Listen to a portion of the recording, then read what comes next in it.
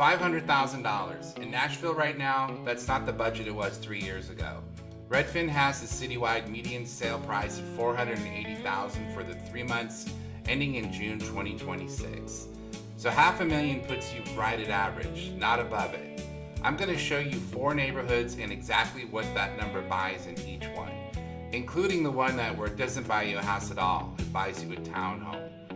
Stay to the end for the 4th because that's where most people find the most square footage, and there's a catch that nobody mentions. And if you're shopping around this number, just text me. Tell me your budget and the neighborhood, and I'll tell you straight what it buys. So let me show you what it actually buys. 4 neighborhoods, real numbers, and the one where $500,000 doesn't buy you a house at all. First, the math, because this is the number that reframes from everything. Redfin has Nashville's median price per square foot at $276, up about 2% from last year. Do the division. $500,000 at the citywide median is about 1,800 square feet. That's your baseline. 3 bedrooms, 2 baths on a normal lot. If someone shows you a 1,500 square foot house at $500,000, you're paying premium for that location. If you're seeing 2,200, you're being paid to accept something, distance, condition, or a road. Number 1, Inglewood. This is East Nashville without the East Nashville price. The median in Inglewood has been running around $445,000, and the 37216 zip code sits at $560K. That's roughly $87,000 under 37206 zip code next door. At $500,000 in Inglewood, you're buying a whole house, not a townhome. A 2 or 3 bedroom on a real lot, often a mid-century brick ranch or a bungalow, frequently with a 1/4 acre behind it. Lot size is the actual product here. That's why Inglewood's share of East Nashville closings went from 31% in January of last year to 47% now. Buyers did the math before you did. The trade-off is honest. You're north of Gallatin Pike and the walkability drops off fast once you get more than a few blocks off of Riverside Village. If you want to walk to dinner, you want to be within 10 minutes of Riverside on foot, and you'll pay for those blocks. Number 2, Donelson. Donelson is the most house per dollar of anywhere on the list that still feels like Nashville. Median price came in at $418,000 the first quarter this year. That's up 7.8% from $380,000 the year before. So at $500,000, you're shopping $80,000 above the neighborhood median. That's a different experience entirely. You're not stretching, you're picking. Updated kitchen, garage, flat backyard, maybe a screened-in porch. The house stock is largely 50s and 60s brick ranch, which means solid bones and very often original bathrooms. Budget for those. Here's the real reason people buy in Donelson.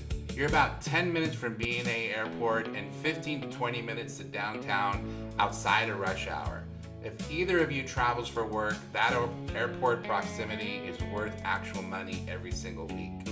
The flip side is the flight path.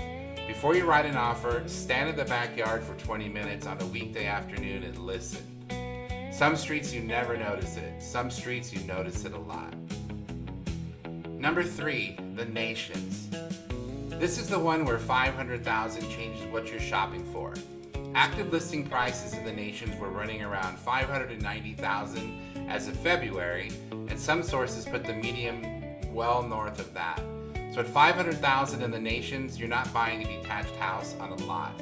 You're buying a tall and skinny, 1/2 of a horizontal property line duplex, 3 stories, 2-car pad, 1,200 to 1,600 square feet, 10 feet from the identical unit next door. Newer construction, so nothing breaks for a while. That's not a bad deal, it's just a different deal. You're buying walkability to 51st Kitchen, Hattie B's on Charlotte, and the brewery's on 51st, and you're giving up the yard to get it. If you have a dog and no fence tolerance, this is not your neighborhood.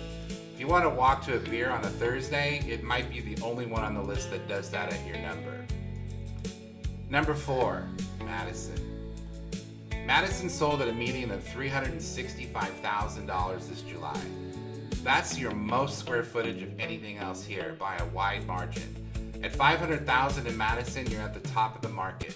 Realistically, a renovated 3 or 4 bedroom with real land or smaller house plus a detached structure you could do something with. Some buyers of this number buy a house at $380,000 and hold back about $120,000 for the renovation. That's a smarter play than most people realize, because you control the finish instead of paying someone else's markup on it.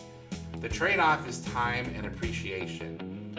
You're 20 to 25 minutes to downtown without traffic, longer with it. And Madison is early in its price cycle than the other three. Prices are up about 7% year over year, which is real. But you're not buying a proven address, you're buying ahead of one. If you're planning to sell in 3 years, that's a risk. In 7, it's usually a good risk. Now quickly, what if $500,000 does not buy in 2026? It does not buy a detached single-family home in 12 South, Sylvan Park, Germantown, or most of 37206. It does not buy new construction on a full lot inside the loop. It does not buy you a house that needs nothing in a neighborhood everyone already agrees on. If someone is showing you that listing, look harder at the inspection. So if you're shopping at a number, text it to me or message me and I can help you find exactly what that number buys you. And I also want to know how you arrived at that number, because sometimes there's other things that you can do with the seller to help you with that number.